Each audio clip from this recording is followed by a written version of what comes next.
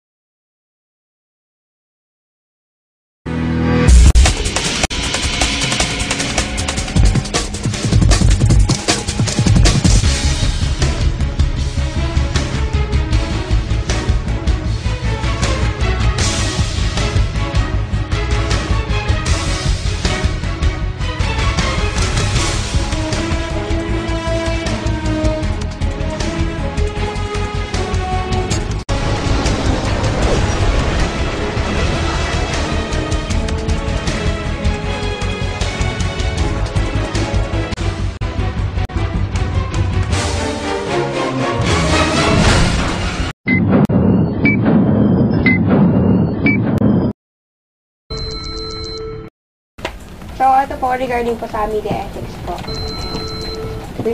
Shoot. Ano po, for you po kasi, paano niyo mo talaga na-exercise yung inyong media freedom, yung rights niyo po and freedom as a media practitioner? First of all, ako kasi meron akong dual personality kung sa trabaho. Number one, isa akong reporter sa TV Patrol. Tapos, number two, isa akong komentarista sa radyo. So, pagka reporter ka, kumbaga, you report what it is, di ba? Kung yung elements of news na pinag-aralan mo. So, kailangan maging factual ka. Pero as a commentator, may opinion na yun. So, hindi pwedeng magkahalo yun. Hindi pwedeng hindi mo pwedeng mapagsama yun. So, yun ang dilema ko sa sitwasyon ko ngayon. Pero going back, kung paano namin na-exercise yung freedom, in fairness to ABS-CBN, talagang sobrang free ang broadcast namin dito. Siguro freest among the networks na walang instance na, ano ba, pinitik namin yung Meralco, pinitik namin yung NLEX, and that used to be part of the Locus Group companies. Okay lang sa nila. So, para sa akin, yun yung pinakamalaking batayan para sabihin na napaka-luwag ng management pagdating sa freedom of expression ng mga tao nila na may mikropono. So, sir, sabi niyo po yung na free na po kayo na i-broadcast kung ano po yung gusto niyo, kung ano man yung news. Nababalitaan po ngayon yung tungkol sa mga media practitioners na pinapatay po, like, lalo po ngayon, more worse ngayon po dahil yung sa Maguindanao nga po yung nangyari po. So, ano po yung nagmo-motivate pa sa inyo kasi i-continue po yung ano nyo, yung despite the threats na kung meron man po kayong nare-receive. Siguro na, una, ang epekto sa mga totoong media men nung nangyari sa Mindanao, siguro lalo pa siyang uminit. Alam mo, mas parang naging nanggigil na magsabi ng totoo, nanggigil na panindigan mo ano yung sa palagay mo tama. Palagay ko, never na naging hadlang yung Maguindanao massacre sa amin para ituloy ko ano yung ginagawa namin. Nakatulong pa nga siya. Palagay ko, nakatulong. Pero in your, sir, sa inyo lang po, aren't you afraid po that you might experience the same thing that they had? Kasi we hope not Opo. Kaya lang, sa nature po ng trabaho niyo, parang hindi po maiwasan yung may mga threats, ganun po. Sinabi mo, you said it right, na partition ng trabaho. Opo. Kasi ako, sa 18 taong ko na, almost 18 years ko na sa media. 11 years of which ay sa radio, bago ng TV.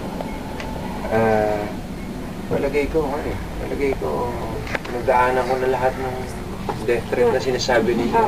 So that's part of the trade. That's an occupational hazard.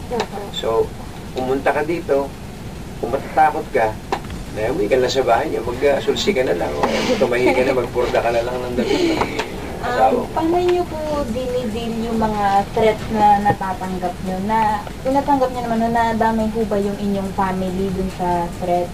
Palagi, nung nagkapamilya na ako, 2 years ago, parang naiba nga yung perspective ko eh. Dati parang, atak. Pero pagka pa na nagkaroon ka ng asawa, meron kang anak o mga anak, medyo mababago ng konti. Pero pinaniliwanag ko sa kanila na, lalo na sa misis ko, minsan kasi kinakausap ako ng misis ko eh. Na although, hindi naman sila yung pinagbabantaan. Nakikita niya yung mga text messages, yung mga email sa akin.